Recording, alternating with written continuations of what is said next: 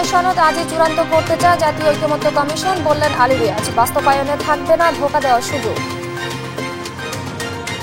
সরকারের ভুল সিদ্ধান্তে মাথাচাড়া দিতে পারে ফ্যাসিস্ট, মন্তব্য করেন রহমান। আশুলিয়া জুলাই স্থাপনা নির্মাণের প্রতিশ্রুতি। সারা দেশে মাস জুড়ে জুলাই পদযাত্রায় ব্যাপক সাড়া পেয়েছে এনসিপি। জনপ্রিয়তা ঈর্ষান্বিত হয়ে ষড়যন্ত্র হচ্ছে দাবি নাহিদ ইসলামের। 18 নির্বাচনে রাতে বাক্স ভরার ছক আঁকে তৎকালীন আইজিপি জাবেদ। প্রধানমন্ত্রীর দপ্তর থেকে আসত গুম ক্রসফায়ারের নির্দেশনা। ইন্টারনেট বন্ধের দিনগুলো খোলেনি বগুড়ার মানুষ। ডিজিটাল যোগাযোগ ব্যবস্থা ভেঙে গেল দমেনি আন্দোলনকারীরা। ইসরায়েলি বর্বরতায় একদিনে আরও 122 গাজাবাসীর প্রাণহানি। সেপ্টেম্বরে ফিলিস্তিনকে রাষ্ট্র হিসেবে স্বীকৃতি দেওয়ার ঘোষণা কানাডার। এবং প্রাক মৌসুম প্রস্তুতিতে বিকালে আলাদা ম্যাচে মাঠে নামছে বার্সেলোনা ও আর্সেনাল। জয় দিয়ে প্রস্তুতি সারতে চায় অংশগ্রহণকারীরা। দেখছিলেন শিরোনাম সংবাদ সকালের সঙ্গে আছি আমি স্নিগ্ধা খান। এবার বিস্তারিত। পরবর্তী সংসদের মাধ্যমে সংস্কার বাস্তবায়ন হবে বলছে বিএনপি। ঐকমত্য কমিশনের আলোচনায় দলটির স্থায়ী কমিটির সদস্য সালাউদ্দিন আহমেদ বলেছেন, সবার স্বাক্ষর থাকবে, তাই এ দিয়ে ধোঁকা দেওয়ার সুযোগ থাকবে না। আর 36 জুলাইয়ের মধ্যেই জুলাই ঘোষণাপত্র না দিলে ফ্যাসিবাদ বিরোধী সবাইকে নিয়ে নিজেরাই জুলাই ঘোষণাপত্র দিবে বলে জানিয়েছে এনসিপি। এদিকে সংস্কার নিয়ে সিদ্ধান্তগুলো আজই চূড়ান্ত করার বিষয়ে আশাবাদী কমিশনের সহসভাপতি অধ্যাপক আলী রিয়াজ। তাইফুর রহমান তুহিনের প্রতিবেদন, জানাচ্ছেন মোহাম্মদ আলাউদ্দিন। রাজধানীর ফরেন সার্ভিস একাডেমিতে বুধবার বেলা 2টার পরে রাজনৈতিক দলগুলোর সঙ্গে বৈঠকে বসে জাতীয় ঐকমত্য কমিশন। প্রারম্ভিক বক্তব্যে কমিশনের সহসভাপতি অধ্যাপক আলী রিয়াজ বলেন, 31 জুলাইয়ের মধ্যেই সংস্কার নিয়ে একটা চূড়ান্ত সিদ্ধান্তে পৌঁছানো যাবে।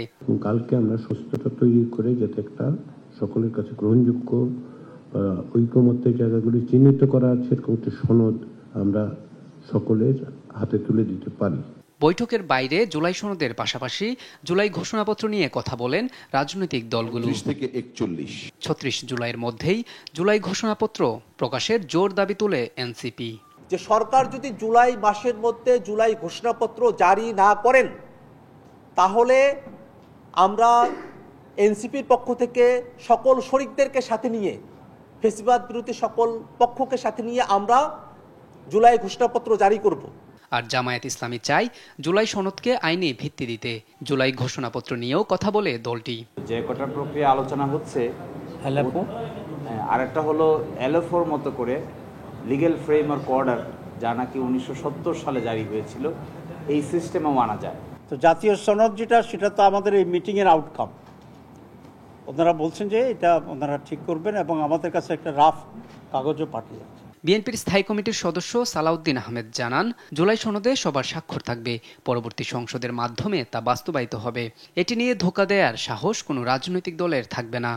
এখানে যে কোনো আইন যদি পার্লামেন্টে জনবিরুদ্ধে হয়, জনগণের বিপক্ষে যে কোনো রকম অ্যামেন্ডমেন্ট যদি কনস্টিটিউশন আসে, সেটা যাবে সরাসরি সুপ্রিম কোর্টের কাছে, যে কেউ রিড করতে পারবে পাবলিক ইন্টারেস্টে। 22তম বৈঠকে সংসদে নারীর ক্ষমতায়ন নিয়ে নোট অফ ডিসেন্ট সহ ঐকমত্যে পৌঁছে রাজনৈতিক দলগুলো। মোহাম্মদ আলাউদ্দিন, দেশ টিভি, ঢাকা।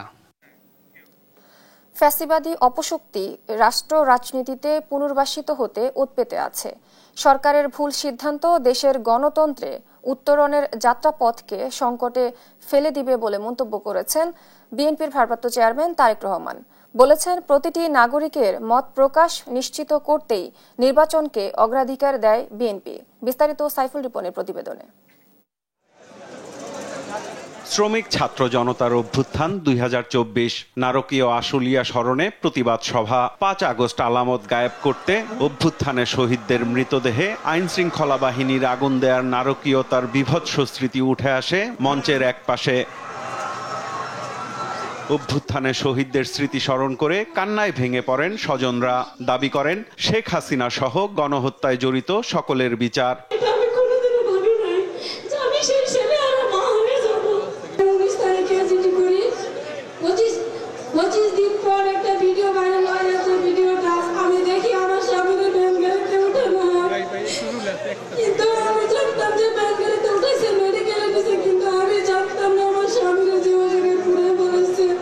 দলের ভারপ্রাপ্ত চেয়ারম্যানের পক্ষ থেকে শহীদ পরিবারের হাতে সম্মাননা তুলে দেন বিএনপি মহাসচিব মির্জা ফখরুল ইসলাম আলমগীর।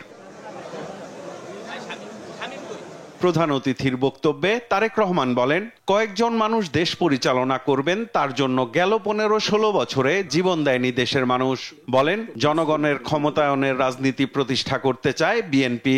প্রতিটি নাগরিক যাতে নিজের কথাটি নিজে বলতে পারেন, নিজের ভোট নিজে দিতে পারেন, নিজের রাজনৈতিক অধিকার প্রয়োগ করে সরকার গঠন কিংবা সরকার পরিবর্তন ঘটাতে পারেন। জনগণের রাজনৈতিক ক্ষমতায়নের এই রাজনীতিটি বিএনপি বাংলাদেশে প্রতিষ্ঠা করতে চায়। রাষ্ট্র রাজনীতির মূল ভিত্তি হচ্ছে জনগণ। জনগণকে দুর্বল রেখে রাষ্ট্র রাজনীতি, সরকার কিংবা সংস্কার কোনো কিছুকেই শক্তিশালী এবং টেকসই করা সম্ভব নয়, করা যাবে না। শঙ্কা প্রকাশ করে তারেক রহমান বলেন, সরকারের ভুল সিদ্ধান্তে মাথাচাড়া দিতে পারে ফ্যাসিবাদ ও উগ্র চরমপন্থার মতো অপশক্তি। ফ্যাসিবাদী অপশক্তি রাষ্ট্র রাজনীতিতে পুনর্বাসিত হওয়ার সুযোগ নিতে ওত পেতে রয়েছে। সরকারের যে কোনো ভুল সিদ্ধান্তে দেশে গণতন্ত্র উত্তরণের যাত্রা পথকে সংকটে ফেলে দিতে পারে। দেশে ফ্যাসিবাদ, উগ্রবাদ, চরমপন্থা মাথাচাড়া দিয়ে উঠতে পারে। কাজেই এই ব্যাপারে আমাদের সকলকে, বিশেষ করে অন্তর্বর্তীকালীন সরকারকে অত্যন্ত সতর্ক থাকতে হবে, থাকা প্রয়োজন। শহীদ পরিবারের স্বজনরা বলছেন, প্রতিটি হত্যার বিচার হতে হবে, চিরতরে বন্ধ করে দিতে হবে ফ্যাসিবাদ ফেরার পথ। আর রাজনৈতিক নেতারা বলছেন, যে কোনো ষড়যন্ত্র মোকাবেলা করে এগিয়ে যেতে হবে গণতন্ত্রের পথে। আশুলিয়ার শ্রীপুর থেকে সাইফুল রিপন, দেশ টিভি। গণতন্ত্র ব্যাহত হয় এমন কাজ না করতে রাজনৈতিক দলগুলোর প্রতি আহ্বান জানিয়েছেন বিএনপির মহাসচিব মির্জা ফখরুল ইসলাম আলমগীর। শেখ হাসিনা ভারতে আশ্রয় নিয়ে দেশে নৈরাজ্য সৃষ্টি করতে উস্কানি দিচ্ছেন অভিযোগ করে সবাইকে সজাগ থাকার আহ্বান জানান তিনি। সেই সঙ্গে অভ্যুত্থানে শহীদ পরিবার ও আহতদের পাশে দাঁড়াতে অন্তর্বর্তী সরকারের প্রতি আহ্বান জানান বিএনপির মহাসচিব।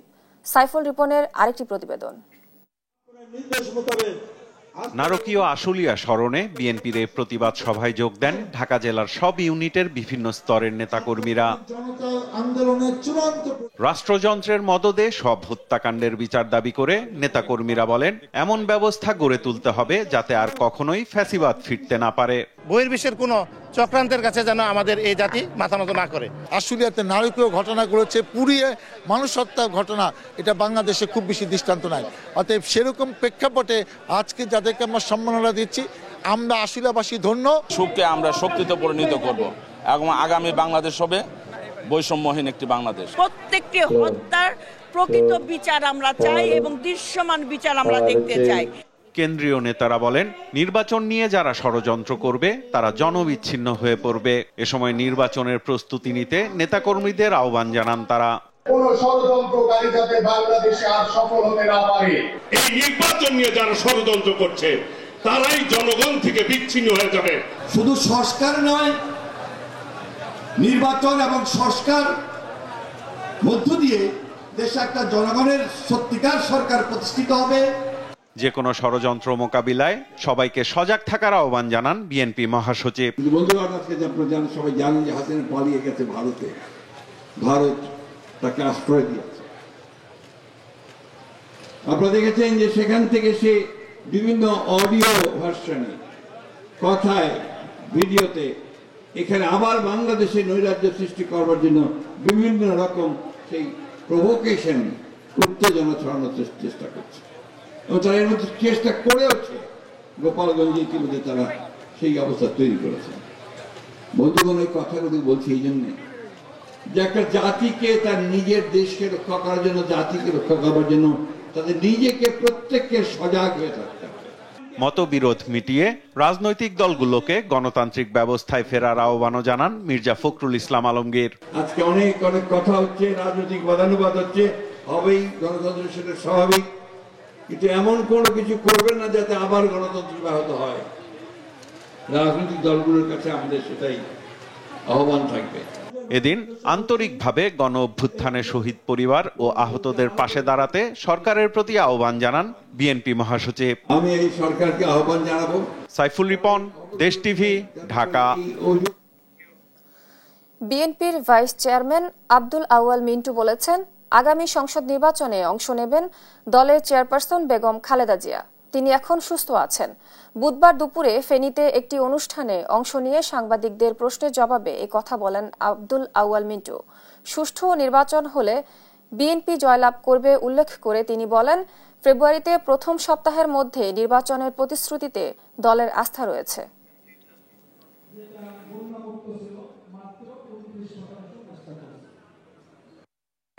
আপনি ফেনী ইতিহাস জানেন, যদি সুষ্ঠু নির্বাচন হয় ইনশাল্লাহ এখানে বিএনপি জিতবে, এবং যদি ডিসেম্বরের ভিতরে নির্বাচন হয় আশা করি আমাদের দলের নেত্রী ম্যাডামও কিন্তু নির্বাচন করবে। উনি এখন ইনশাল্লাহ একটু সুস্থ আছে, অতএব আমাদের নির্বাচন নিয়ে ফেনীতে কোনো চিন্তা নেই।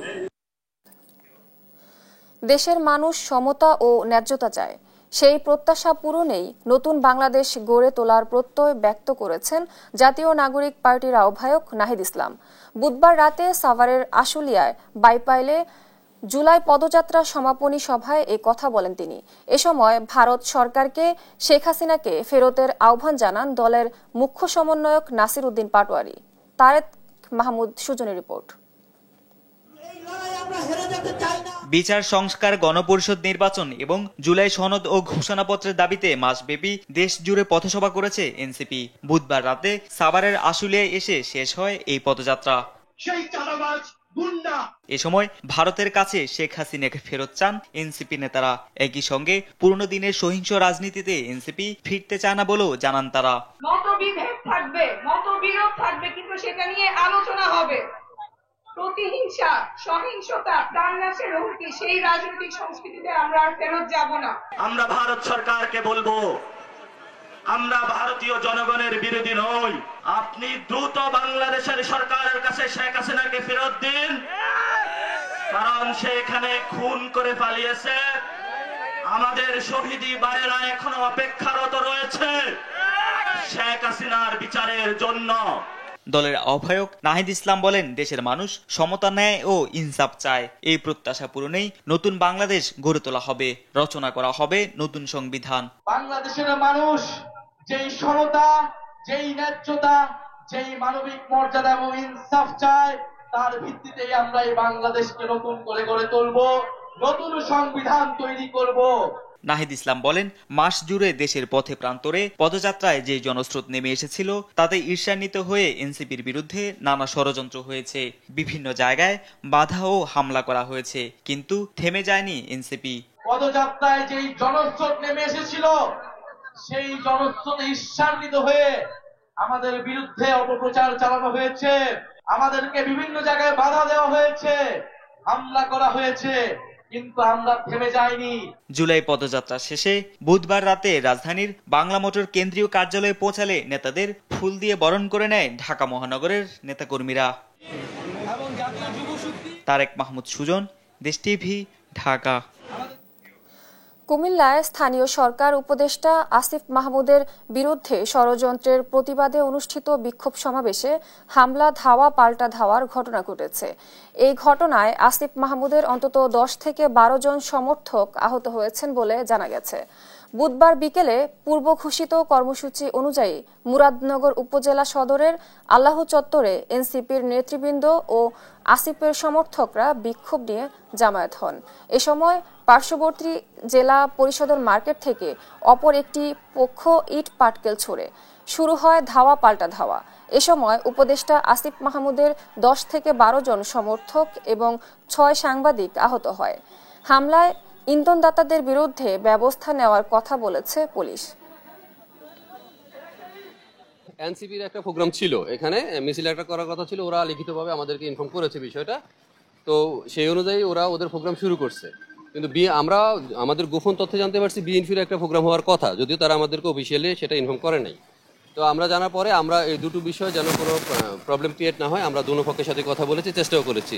পরবর্তীতে আপনারা সবাই জানেন যে এনসিপি যখন মিছিলটা করে যাওয়া ছিল, মানে তারা চলে যাচ্ছিল, ঠিক এই সময় পিছন দিক থেকে আসলে ঠিক ওইভাবে আমরা আইডেন্টিফাই করতে পারি নাই, কিছু লোকের উস্কানিতে পরে দুই পক্ষের মধ্যে ধাওয়া এবং পাল্টা দেওয়া হয়। ধাওয়া পাল্টা দেওয়া হয়েছে। এখন এটা আসলে অ্যাকচুয়ালি কাদের কারণে হয়েছে এটা আমরা পরবর্তীতে তদন্ত করলে বা তথ্য কালেকশন করলে আমরা জানতে পারবো। 2018 সালে নির্বাচনে রাতেই ব্যালট বাক্স ভরে রাখার পরিকল্পনা ছিল তৎকালীন আইজিপি জাবেদ পাটোয়ারির। পরে তা বাস্তবায়ন করে আওয়ামী লীগ। সাবেক আরেক আইজিপি চৌধুরী আব্দুল্লাহ আল মামুনের জবানবন্দির নথিতে উঠে এসেছে এমন চাঞ্চল্যকর তথ্য। তবে বলেন, ঘুম ক্রসফায়ারের নির্দেশনা আসতো প্রধানমন্ত্রীর দপ্তর থেকে। বিস্তারিত প্রতিবেদনে। রাজসাক্ষী সাবেক আইজিপি চৌধুরী আব্দুল্লাহ আল মামুনের জবানবন্দিতে উঠে এসেছে 2018 সালের নির্বাচনে রাতে ব্যালট বক্স ভরে রাখার পরিকল্পনা কার। মার্চ মাসে সিএমএম আদালতে দেয়া জবানবন্দিতে তিনি বলেন, 2018 সালের নির্বাচনে রাতেই ব্যালট বক্স ভরে রাখার আইডিয়া ছিল তৎকালীন আইজিপি জাবেদ পাটোয়ারির। সরকারের পক্ষ থেকে দেয়া হয় মাঠ পর্যায়ে বাস্তবায়নের নির্দেশনা। বাস্তবায়নে ও সহায়তায় যুক্ত করা হয় ডিসি, ইউএনও, এসিল্যান্ড, পুলিশ সহ অন্যান্য সরকারি কর্মকর্তাদের। আর এর রাজনৈতিক ক্ষেত্রে ভালো ভূমিকা রাখা পুলিশ কর্মকর্তাদের মিলত বিপিএম, পিপিএম পদক। জবানবন্দিতে চৌধুরী আব্দুল্লাহ আল মামুন বলেন, গুম, নির্যাতন, ক্রসফায়ারের সিরিয়াস নির্দেশনা আসত প্রধানমন্ত্রীর দপ্তর থেকে। নির্দেশনা দিতেন সামরিক উপদেষ্টা তারিক সিদ্দিকীও। তা বাস্তবায়নে কাজ করত বিভিন্ন বাহিনীর গোয়েন্দা সংস্থা। চৌধুরী মামুন জানান, দীর্ঘদিন গুম থাকাদের ব্যাপারে সব জেনেও কোনো ব্যবস্থা নিতে পারেননি তিনি। মাকদুরা মিতি, নিউজ ডেস্ক, দেশ টিভি।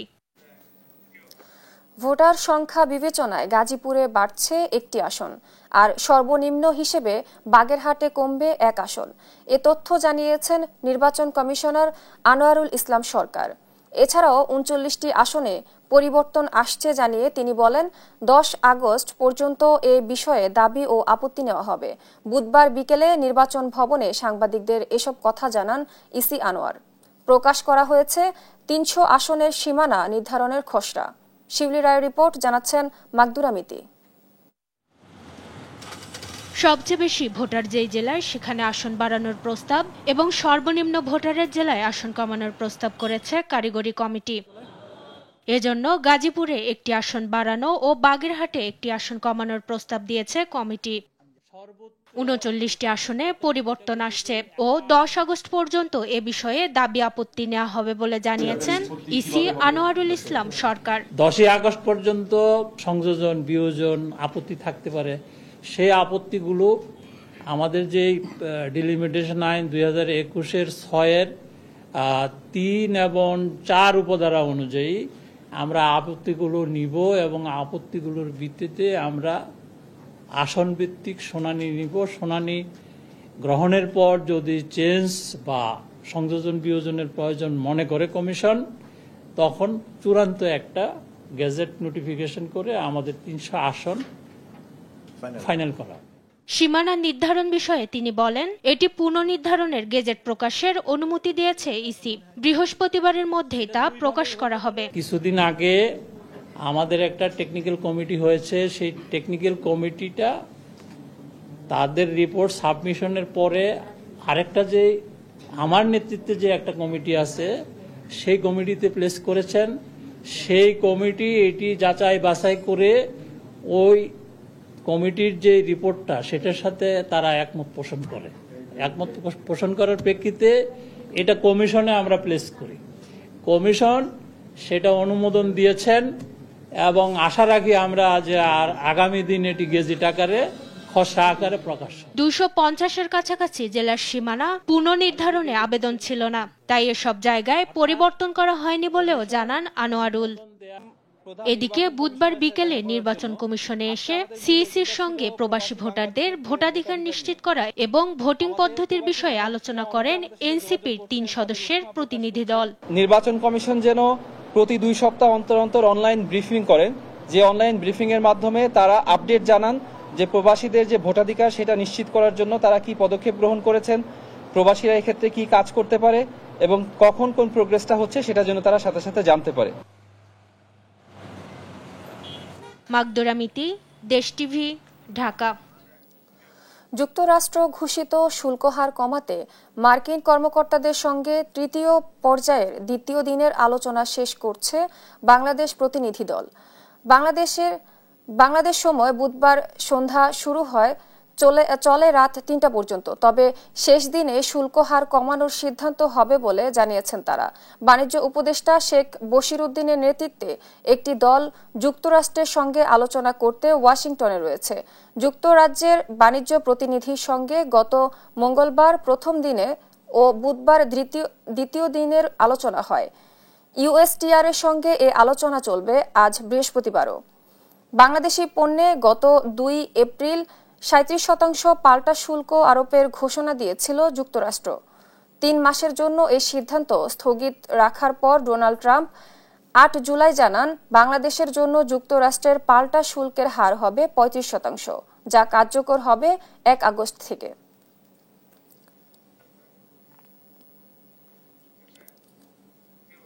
গভীর সমুদ্রে মাছ আহরণ কার্যক্রম জোরদার করতে এবং প্রাণী সম্পদ খাতকে আধুনিকায়নের জন্য মৎস্য ও প্রাণী সম্পদ মন্ত্রণালয়কে নির্দেশ দিয়েছেন প্রধান উপদেষ্টা ড. মোহাম্মদ ইউনূস। বুধবার সন্ধ্যায় রাষ্ট্রীয় অতিথি ভবন যমুনায় মৎস্য ও প্রাণী সম্পদ মন্ত্রণালয়ের কর্মকর্তাদের সঙ্গে বৈঠকে এই নির্দেশনা দেন প্রধান উপদেষ্টা। এ খাতে বিশাল সম্ভাবনা থাকলেও বাংলাদেশ এখনও তা পুরোপুরি কাজে লাগাতে পারেনি বলেও মন্তব্য করেন তিনি। বৈঠকে সমুদ্রে মাছ ধরার অঞ্চল চিহ্নিতে বঙ্গোপসাগরের সুষ্ঠু জরিপ পরিচালনার উপর গুরুত্বারোপ করেন প্রধান উপদেষ্টা। প্রয়োজনে জাপান ও থাইল্যান্ডের সহায়তা নেওয়ার কথা বলেন তিনি। জামায়াতের আমির ড. শফিকুর রহমানের হৃদযন্ত্রে ৩টি ব্লক ধরা পড়েছে। তার বাইপাস সার্জারির প্রয়োজন বলে জানিয়েছেন চিকিৎসকরা। এ বিষয়ে আজ বৃহস্পতিবার সিদ্ধান্ত নেওয়া হবে। জামায়াত আমিরের ব্যক্তিগত সেক্রেটারি নজরুল ইসলাম বিষয়টি নিশ্চিত করেছেন। জানান, ড.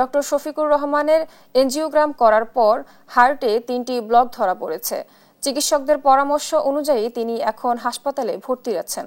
এর আগে গত ১৯ জুলাই বিকেলে সোহরাওয়ার্দী উদ্যানে দলটির জাতীয় সমাবেশে বক্তৃতা দেওয়ার সময় অসুস্থ হয়ে মঞ্চে পড়ে যান ড. শফিকুর রহমান। এরপর বক্তৃতা দিতে আবারও ডায়াসে দাঁড়ান তিনি, তখন ফের পড়ে যান। তারপর বসেই বক্তৃতা দেন তিনি। পরে তার মেডিকেল চেকআপ হয়।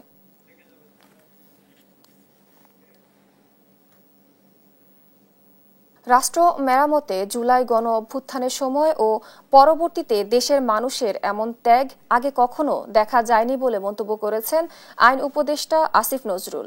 বুধবার বিচার প্রশাসন প্রশিক্ষণ ইনস্টিটিউটে সরকারি অ্যাটর্নি সার্ভিস অধ্যাদেশের খসড়া উপস্থাপন ও মতবিনিময় সভায় তিনি একথা বলেন। এ সময় শিল্প উপদেষ্টা আদিলুর রহমান বলেন, এই অধ্যাদেশের মাধ্যমে মুজিববাদী ধারার অবসান হবে। এছাড়াও অ্যাটর্নি জেনারেল নিয়োগ প্রক্রিয়া নিয়ে বিভিন্ন পরামর্শ দেন উপস্থিত বক্তারা। বিস্তারিত মোহাম্মদ আলাউদ্দিনের রিপোর্ট। রাষ্ট্র মেরামতের বাতাস দেশের আইন অঙ্গনেও বইছে।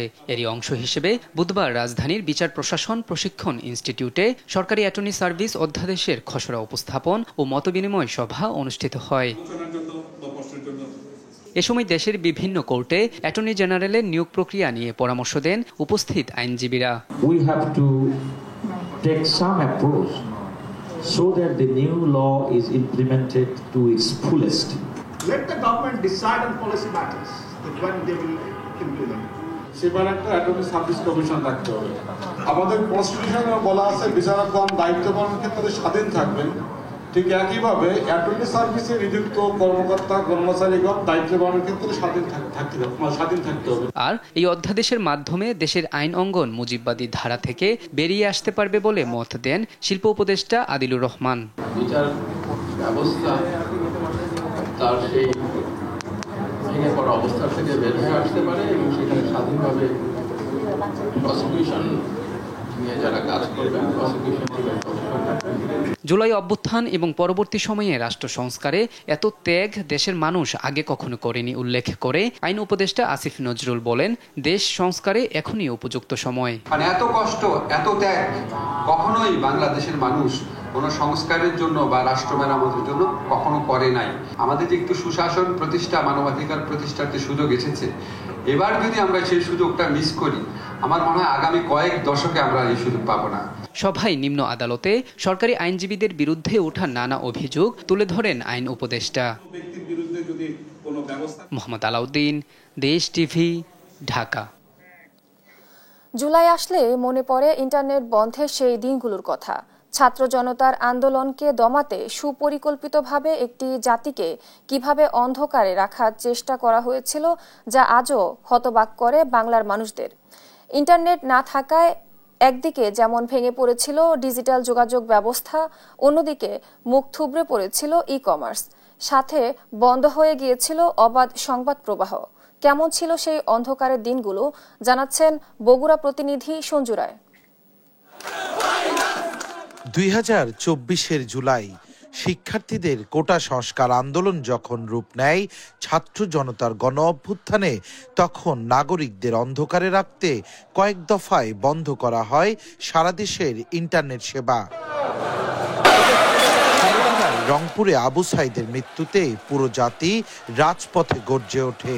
এরপর 17 জুলাই আংশিক আর 18 জুলাই বিকেল থেকে রাত 9টার মধ্যে দেশ জুড়ে বন্ধ করে দেয়া হয় মোবাইল ও ব্রডব্যান্ড ইন্টারনেট, যা প্রথম ধাপে বন্ধ ছিল 28 জুলাই পর্যন্ত। মাঝে 24 জুলাই ব্রডব্যান্ড ইন্টারনেট চালু করলেও তা সীমাবদ্ধ ছিল সরকারি দপ্তরগুলোতেই। পুরো সময় বন্ধ রাখা হয়েছিল ফেসবুক, ইনস্টাগ্রাম সহ সোশ্যাল মিডিয়ার বিভিন্ন প্ল্যাটফর্ম, যা 31 জুলাই খুলে দিলেও গতি ছিল একেবারেই কম। আন্দোলন জোরালো হলে 4 আগস্ট আবারও বন্ধ করা হয় 4G নেটওয়ার্ক, যা স্বাভাবিক হয় 5 আগস্ট দুপুরের পর। ইন্টারনেট বিভ্রাটের সেই দিনগুলোর কথা আজও ভোলেননি আন্দোলনকারীরা। সে সময় গ্রেপ্তার আতঙ্ক মাথায় নিয়েই কিভাবে সংগঠিত হয়েছিলেন তারা জানালেন। মানে আমরা যদি অফলাইনে ফোন দেই তাহলে দেখা যাচ্ছে যে আমাদের যারা সার্কেল রয়েছিল আন্দোলনের সময় তাদেরকে ফোন দিলে সেগুলো পুলিশ সহজে কিন্তু লোকেশনগুলো ট্র্যাক করে আমাদেরকে করতে পারতো। তৎকালীন আমরা কিন্তু যারা ওই ইন্টারনেট বন্ধ যেদিন হয়েছিল, আমরা কিন্তু অনেক ভাইকে আমরা সঠিকভাবে হাসপাতালে পৌঁছতে পারিনি, অনেককে আমরা ঠিকমতো অপারেশন করতে পারিনি, অনেকে হামলার শিকার হয়েছেন, অনেকে ধরপাকড়ের শিকার হয়েছেন। সড়কে যখন শোনা যাচ্ছিল গুলির শব্দ, ছোড়া হচ্ছিল রাবার বুলেট, টিয়ার গ্যাস, তখন বাড়িতে থাকা মায়েরা জানতে পারেননি তাদের সন্তানদের খোঁজ। অন্যদিকে ইন্টারনেট বন্ধের কারণে মুহূর্তেই থমকে গিয়েছিল দেশের ব্যাংকিং পরিষেবা, প্রবাসীদের যোগাযোগ, আমদানি রপ্তানি ও কাস্টমস প্রক্রিয়া, স্বাস্থ্য ও টেলিমেডিসিন সেবা সহ দেশের প্রায় সকল খাত। ই ক্যাবের পরিসংখ্যান বলছে এই কয়দিনে শুধু ই-কমার্স সেক্টরে ক্ষতি হয়েছিল প্রায় 1700 কোটি টাকা। তবে সবচেয়ে বেশি ভোগান্তিতে পড়ে মাঠ পর্যায়ের গণমাধ্যম কর্মীরা। ইন্টারনেট না থাকায় একদিকে যেমন বন্ধ হয়ে যায় সংবাদের অবাধ প্রবাহ, অন্যদিকে পত্রিকা প্রকাশে সংশ্লিষ্টদের ফিরে যেতে হয়েছিল সেই 80 দশকের সনাতনী পদ্ধতিতে। আমিও নিজেই মোটরসাইকেল টাইপ করে দুপচাচিয়া, শাহজাহানপুর, শিবগঞ্জ আমি নিজেই গাড়িটা আমি পত্রিকা পুষে দিছি গ্রাহকের কাছে। আর আমরা চাই না এরকম ঘুম থেকে উঠে যেন আমরা শুনি না মানে আমাদের ইন্টারনেটটা বন্ধ হয়ে গেছে। সরকার ইন্টারনেট বন্ধ করেনি, এমনিতেই বন্ধ হয়ে গেছে। তৎকালীন দায়িত্বপ্রাপ্ত মন্ত্রীর এমন বক্তব্য আজও মানুষের মনে জন্ম দেয় ক্ষোভ আর ঘৃণার। ইন্টারনেট ব্ল্যাকআউটের মতো এমন কলঙ্কজনক অধ্যায়ের পুনরাবৃত্তি আর কখনো না হোক এই বাংলাদেশে, এমনই প্রত্যাশা সকলের। সঞ্জু রায়, দেশ টিভি, বগুড়া।